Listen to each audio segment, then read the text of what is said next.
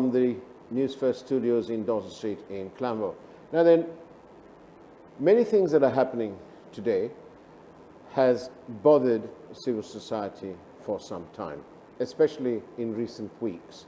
And principal amongst those bothersome matters and troublesome matters and perhaps vexatious matters is this whole business of political victimization and that process.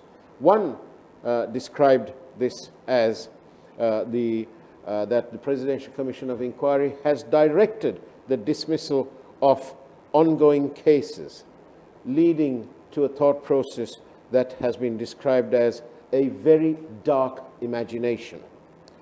And secondly, apart from directing the dismissal of some people who are before courts, is the direction and the call to prosecute government officials for supposedly fabricating evidence. And this has led to a description of them saying, especially because some of these cases have drawn international attention, and this impunity has been described as an absolute pioneering darkness in the area of our rule of law. In 1977, President J.R. Jayawardena did the same to Mrs. Bandaranaike. The SLFP, of which Prime Minister Mahinda Rajapaksa was part of then, rose together with civil society organizations and so on as one to oppose that move. Tonight, we're here to discuss this and a little bit more with the former governor and outspoken critique. The former governor is right here with me, Mr. Kirti Tennakoon. Good evening, Kirti, and welcome on Newsline Live. Good evening, Faraz. It's a long time. Then, Bishop Lakshman Wickramasinghe, in his very famous letter to President Jayawardena in 1977, in 1977 he begged of President Jayawardena not to tamper with the rule of law and not to destroy democracy on what he called these so-called bogus variations of the rule of law. What is your take on it? How can you possibly have a rule of law when the when the government changes, that these officials are being threatened with prosecutions and potentially a loss of their civic rights? Depriving the civic rights of Mrs. Bandaranaike in 1978 was one of the biggest mistakes in Sri Lankan democratic practices in this country. And Sri Lanka has paid a huge penalty, cost, damage to our democratic system. When it comes to the long run, it lost the credibility of the rule of the law and the fair play for that matter. And at that time, the UNP government, which came to power with a vast majority, even more than 2/3 majority for that matter, was highly criticized by the civil society, individuals, even the people who voted for J.R. Jayawardena at that particular time. And they were continuously saying depriving the civil rights of the Mrs. Bandaranaike at that time might escalate or will deliver it to a very bad situation, which finally, the history shows is very much correct. And I think the same tradition, the same pattern might continue with this political victimization commission accusing the people like Anukumara Dissanayaka, Champika Ranawaka, the outspoken Rajita Senaratna, on their activities, their participation with the commissions and in related to that. I don't think this is anywhere we can accommodate this sort of a thing in a democratic society, lawful society, or if we are talking about a fair play for that matter in politics, this is not the way to play it. Talking about fair play, please permit me to share with you, Kirti, and with our viewers what Bishop Lakshman Wickramasinghe wrote back then to President Jayawardena.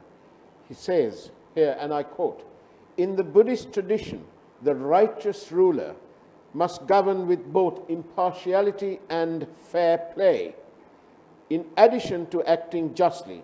Since you are a national leader who intends to build a righteous society based on Buddhist principles, the confidence many people have placed in you is at stake on this occasion." I think. And what do you think? Do you think it's the same, it's appropriate to use that terminology now?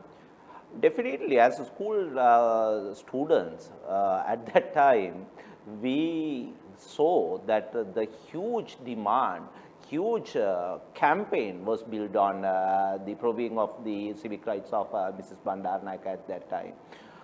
Unfortunately, surprisingly for that matter, Mahinda Rajapaksa was one of them who was championed, who was campaigning in front against this sort of thing. And now, while he was holding the office as the Prime Minister of this country, same thing is happening. It's very unfortunate, and I think, this is one way they try to handle the opposition in a way, very unfortunate way, very undemocratic way, and I think the same thing, only what we have to say is in 1978, the people, the academics, the political critics foreseen that the damage which could happen in future at that particular time, we are very much into that, it seems like now with the very recent developments. How serious is the problem? The issue here, number one, as you very correctly said in your introduction, the Political Victimization Commission itself asking to stop, hold some of the ongoing investigations. These are ongoing. This is ongoing investigations, and some of these investigations is well known, and some of these investigations was very much talked about in here, inside the country, outside the country, in Geneva, in New York, everywhere in the world. La Santa Vikramatunga's murder, the issue, the Pragit Eknelli-Gada's disappearances issue, the Karanagoda case for that matter, and Jali Vikramatunga's Vikramasuriya's investigation.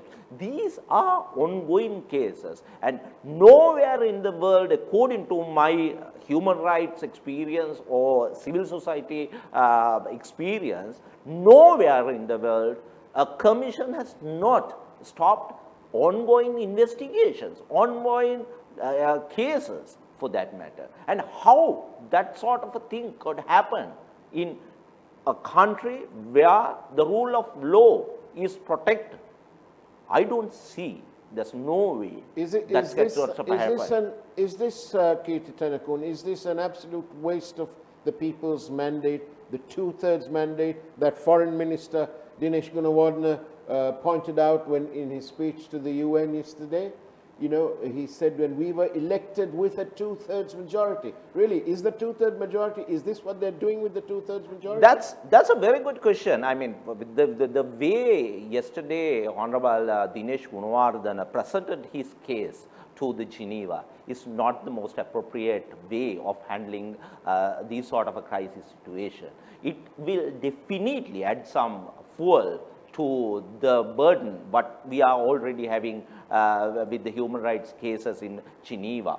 The resolution which is drafted against, definitely will go against Sri Lanka, is highlighting the fact like 20th Amendment, which was ended with two-third majority once again, which yesterday Dinesh Gunawardena was referring.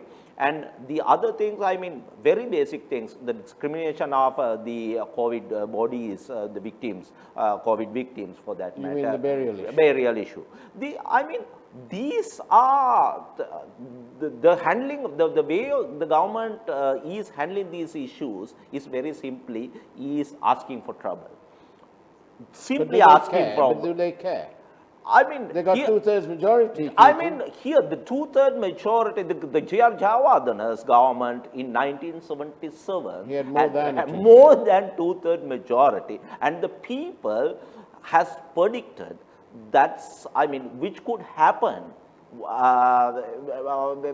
the case of deploying the civic rights of the Mrs. Bandaranayake and all that. And it was repeated within less than 9 years. In 1987, the JVP second uprising was resulted just because with the sort of undemocratic practices, the opposition got weakened, and the other undemocratic practices came into act. So what I am saying here is that the country is having a judicial system, a proper judicial system, and there are ongoing cases, and how on earth a presidential commission comes in and says, I mean, to hold or to stop these ongoing cases. Moreover, we see the people who investigated these cases are in hot water. So this is very abnormal in a sense. Yeah. This is very unique in a sense. The commission says to take investigations, make an investigation on whether the fabrication of the evidence has taken place. And we know that Shani Abikrama, the well-known Shani Abesekara, who has done some of these investigations for that matter, very reputed politician, has been now charged with the fabrication issue. Shani Abesekara, political office, the police officer is charged with the fabrication of the evidence. Now, the point is this: if indeed evidence has been fabricated, well, so be it. But you must prove that. You must let the judicial process run. You can't be interfering with the judicial process, because that is fundamental to democracy. And I mean, halting the ongoing cases, like very sensitive cases like Lasantha Vikramatunga for that matter, or the Pragit Ekneligoda's case, I mean, where are we heading for? I mean, Lasantha's case, asking to hold that investigation or the hearing for that matter, is that says, I mean, Lasantha's case is over, is closed, or Pragit Ekneligoda's case is over, Jalia's case is over.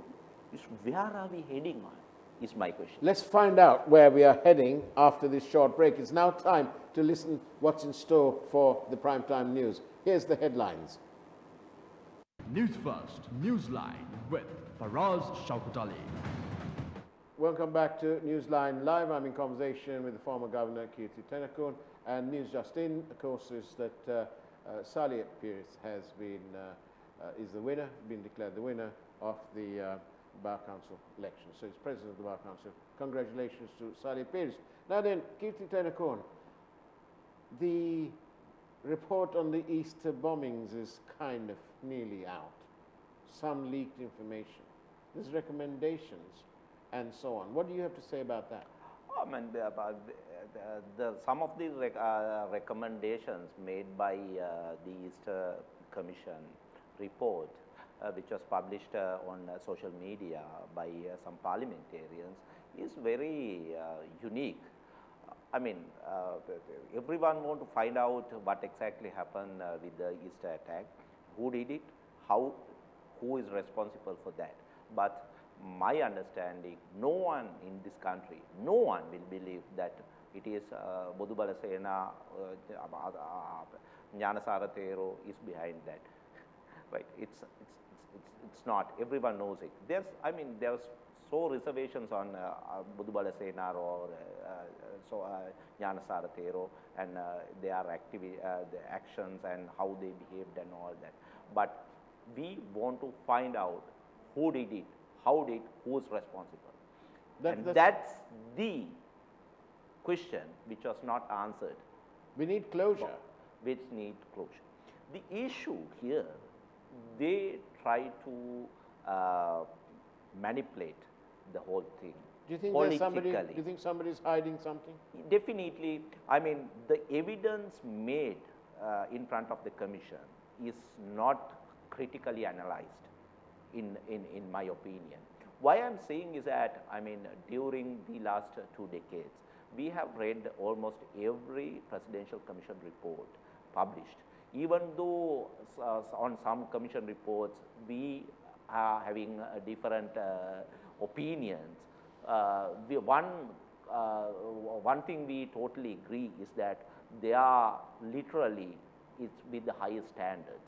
The information, the way it presents, the technicalities and international and locally, when these sort of reports were produced, there are international practices, norms and the methodologies which is taking place. Where in this particular report, I see very much light or loose or weak, for that matter, conclusions have made, and the technicalities are the presentation itself is not the best. So in that sense, according to my understanding, according to my opinion, is very simple. This is a very weak report. I mean, don't forget the fact that the committee was appointed by the former President Maithripala Sirisena to investigate the Easter attack.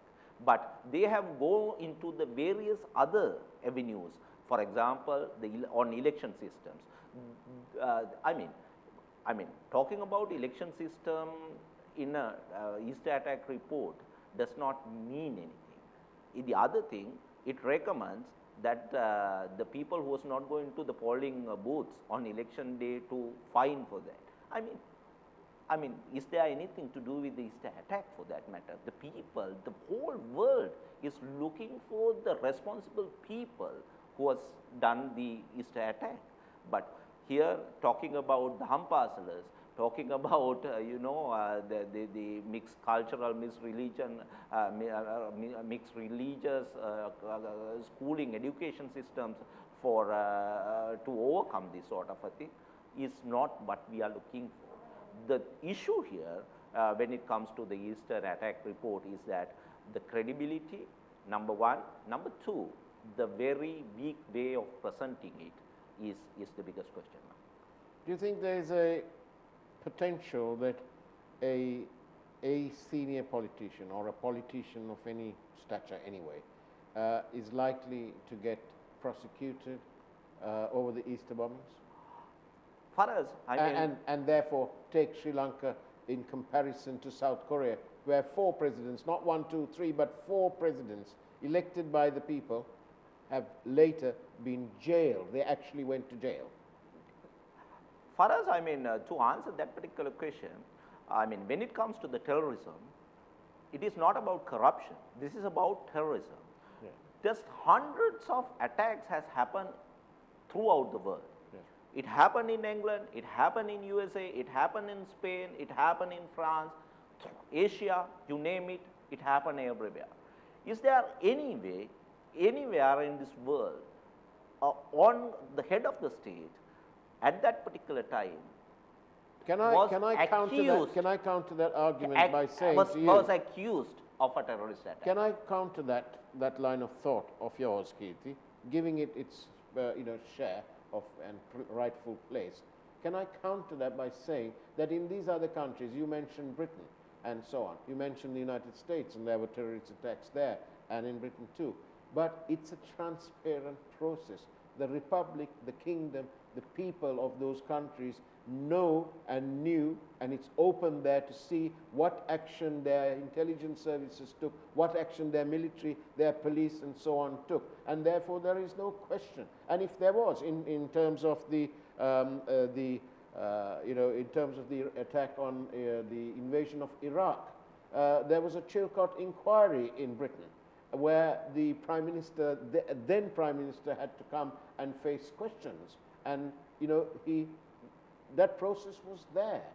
That's why at the very beginning I said the information presented in front of the commission is not very much analyzed, in my opinion. Why I am saying is that, I mean, during just after the Easter attack and that post-Easter attack dialogue, we saw the people like Asad Zali, Hezbollah, Rishad Baduddin was named, and Ratanatero went in front of the Tooth of Relic and demanded to remove these people. This political play just after the Easter attack was politically motivated, and the people who did this Easter attack definitely benefited out of the Easter attack. Thank you very much for your questions by SMS to 0772 300 305. Now then, one of them is very appropriate. It's commenting about the presidential commissions of inquiry and so on. And it says here, the avant-garde boss, is he a government servant?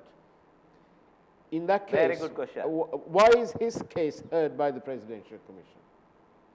I mean, the presidential commission itself, report there seems to be an anomaly. It itself answers these sort of questions. Yeah. It is not the duty of us to do that. Yes. It's very. But I mean, we need to comment. This is. I mean, why the presidential commission made inquiries into the Senadipati's case is highlighted and talked about. Even in social media, this was very much highlighted. Is he a public officer or a government officer for that matter? So why these sort of recommendations, a strong recommendation? He's not a politician. He's asking to hold inquiries. Well, commissions of inquiry are not platforms for people, are they? Here's a very interesting one. At election campaigns, what was said by the government was that they had made mistakes in the past, but they would never make sure to repeat those mistakes in the future if they were returned to power. But now what they're doing is just the opposite. I think, I mean, the public. Definitely. I mean, the way, why Mahinda Rajapaksa, the most popular politician at that time in 2014, get defeated was very simple. The way they handled law and order and some of these issues like Lasantha Wickrematunge's issue, Prageeth Eknaligoda's issues, the human rights issues basically, rule of law.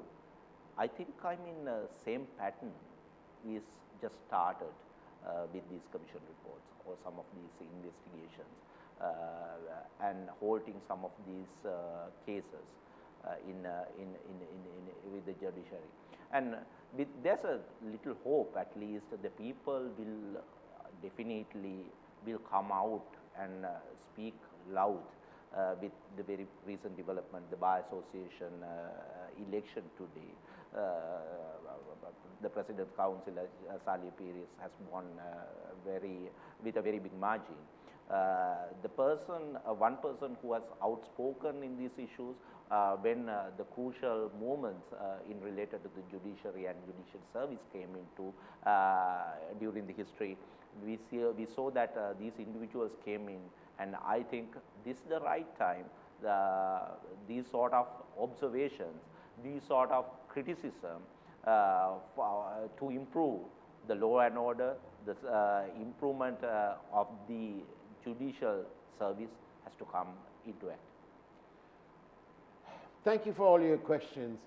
You can, of course, send them even in advance to 0772 300 305.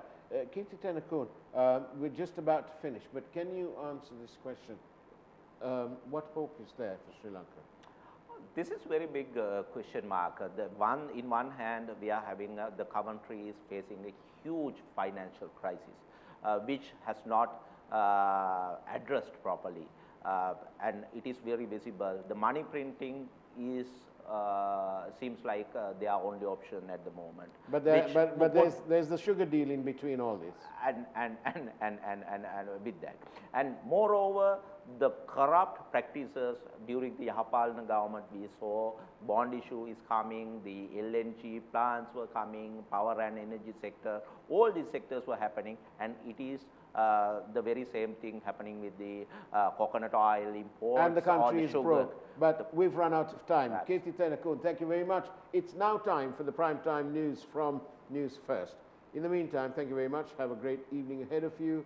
Enjoy the news because there's a lot of it. And as always, God bless you.